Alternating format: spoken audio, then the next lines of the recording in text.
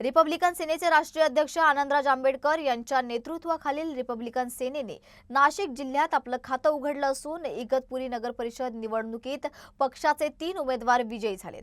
प्रभाग क्रमांक 7 मधून अतिश मनोहर, प्रभाग क्रमांक 8 मधून मालन नंदू गवळे तर प्रभाग क्रमांक 9 मधून प्रशांत भळांगे यांनी विजय मिळवलाय। तर या यशानंतर रिपब्लिकन सेनेच्या कार्यकर्त्यांनी जल्लोष करत आनंद व्यक्त केला।